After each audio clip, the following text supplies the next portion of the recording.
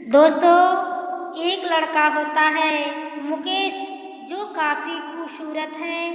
Train की general bogie में ऊपर वाली सीट पर सोया हुआ होता है। ट्रेन रुकती है।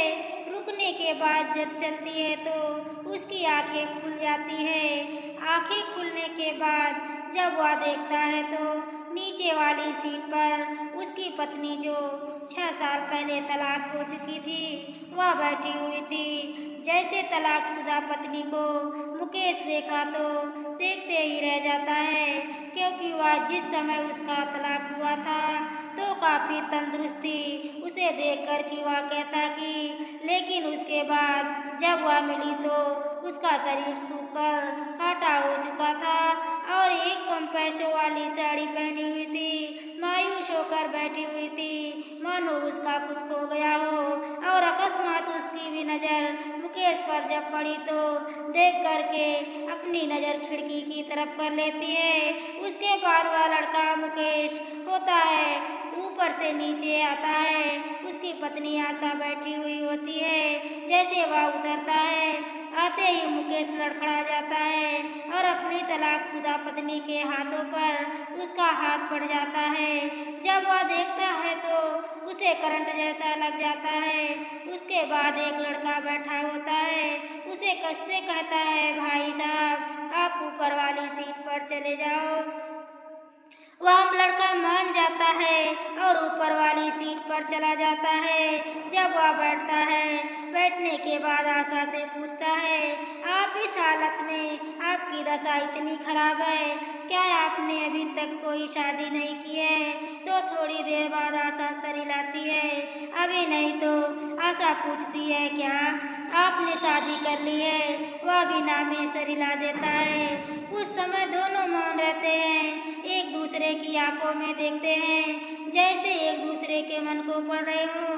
पुरानी बातें ताजा हो रही थी, वह दिन वह पल याद आ रहे थे। दोनों एक दूसरे से बातें करने में हिचकिचा रहे थे। मन में उत्सुकता थी, मैं खूब सारी बातें करूं, फिर भी वह नहीं कर पा रहे थे। मुकेश के दिमाग में चल रहा था कि अगर मैं आज नहीं बात करूंगा तो फिर हम इनसे नहीं मिल पाऊंगा। फिर वह पूछना चालू करता है, तुम्हारी दशा क्या है? आप कहाँ जा रही हो? तो आशा कहती है, बड़े भाई साहब के पास जा रही हूँ। माँ की तबीयत कुछ ज़्यादा खराब है, मैं कानपुर माँ को देखने के लिए जा रही हूँ। आप कहाँ जा रहे हैं? मुकेश कहता है, मैं भी कानपुर ही जा रहा हूँ, किसी काम के सिलसिले में। बातें चल रही थी। थोड़ी देर बाद क्या होता है, कुल्फी बेचने वाला उसी जगह आ जाता है। जैसे कुल्फी बेचने वाला आता है, मुकेश अपनी पत्नी को बुलाता है और बुलाने के बाद कहता है, क्या कुल्फी खाओगी? पहले मना कर देती है, नहीं नहीं। मुकेश कहता है, दोस्त बहुत दिन हो गया साथ में कुल्फी खाए हुए, लो आज कुल्फी खा लो, कुछ नहीं होगा। सोच समझ कर वह औरत कहती है, कुल्फी तो खाएंगे, लेकिन एक शर्त पर। मुकेश हंसकर कहता है, क्या शर्त होगी? कुल्फी के पैसे हम देंगे। मुकेश, कोई बात नहीं, आप ही दे देना। दोनों कुल्फी खाते हैं, चर्चाएं शुरू हो जाती है। आप पहले कितनी सुंदर थी, तबीयत ठीक नहीं है क्या? क्या करती हो? आशा कहती, मैं एक प्राइवेट स्कूल में पढ़ाती हूँ, 10 रुपये मिल जाते हैं, अब मैं कमाने लगी हूँ। तुमने बहुत बड़ी गलती की। जब हमारा डिवोर्स हुआ था तब कलेक्टर साहब ने 30 लाख रुपये देने के लिए कहा, लेकिन तुमने उस पैसे को नहीं लिया। काश ले लिया होता, आज खुद का स्कूल आपके पास होता। आशा कहती, अगर मैं आपसे 30 लाख रुपए ले लेती तो लेने के बाद स्कूल चलाती तो मेरा ईमान कहता कि आखिर उसी के पैसों पर पल रही हो, इसलिए मैंने पैसे लेना मुमकिन नहीं समझा। मुकेश कहता, कोई बात नहीं, चलो ठीक है, मैंने शराब पीना छोड़ दिया, तकलीफ देना छोड़ दिया, मैं बहुत पछता रहा हूँ। डिवोर्स जब हुआ था उसी समय मुकेश का आशा कहती है, माँ कैसी है? माँ कहती है, बेटा बहू को ले आओ। उस बहुत समय हो गया। आशा कहती, मैं जब आई थी तो माँ तो बहुत चंगा थी, उसी समय वह तो ठीक थी, तुम्हारी चिंता में तो वह गुजर गई। मैं भी अब अकेला हूँ, अपना काम करता हूँ, मानता हूँ जिंदगी जैसे तैसे गुजार रहा हूँ, लेकिन अंत में मुकेश कहता है, आपके जाने के बाद मैं एक मॉल में काम करता हूँ, हमसे बहुत बड़ी भूल हुई, हमने आपको समझ नहीं पाया, आपकी हर समस्या का समाधान मैंने दूसरी तरफ निकाला, इसलिए दूरियां बढ़ गई। मैं अब बहुत शर्मिंदा हूँ तुम्हारी जैसी पत्नी को छोड़ करके। लेकिन आशा भी समझ रही थी कि मुकेश के दिल में कुछ और चल रहा है। मुकेश भी समझ रहा था कि आशा कुछ कहना चाहती है, लेकिन कुछ शर्मा रही है, बोल ठीक से नहीं पा रही है। धीरे धीरे बातें करते कानपुर स्टेशन आ जाता है, दोनों उतर जाते हैं। मुकेश पूछता है कि कल आप कितने बजे वापस होगी, कब आओगी लौट करके। आशा बोली, आज रात को माँ के पास रुकूंगी, सवेरे घर से लगभग 8 बजे मैं यहाँ आ जाऊंगी। इसके बाद मुकेश स्टेशन पाकर 2 टिकट निकलवा लेता है। यह सब बात आशा को नहीं मालूम होता है। जब वह आती है स्टेशन पर, जैसे ही टिकट निकलवाने जाती है तो मुकेश उसका हाथ पकड़ करके कहता है कि मैंने 2 टिकट निकलवा लिया है, बस मना मत करना, मैंने 2 टिकट खरीदे हैं, आप ज़्यादा शर्मिंदा मत करना, आओ कुल्फ़ी खाते हैं। आपकी हर कमजोरी कुल्फ़ी खाना था। कुल्फ़ी लेते दोनों कहते हैं। उसके बाद ट्रेन आ जाती है। जब ट्रेन आती है, ट्रेन के वे बाद दोनों बैठ जाते हैं। बैठने के बाद बातें करते हैं। मुकेश पूछता है, तुम्हारी माँ ठीक है? बोलो, हाँ माँ तो ठीक है, तबीयत में सुधार है और अब घर जा रही हूँ। ऐसी बातें करते हुए मुकेश कहता है, ठीक ठाक चल रहा है, अब मैंने भी पीना छोड़ दिया है, अब मैं किसी को परेशान नहीं करता।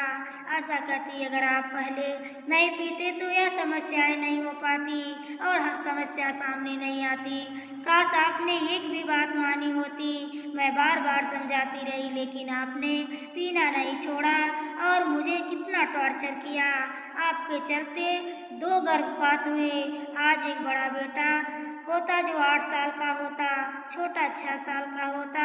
यह बात सुनकर मुकेश भी गदगद हो गया।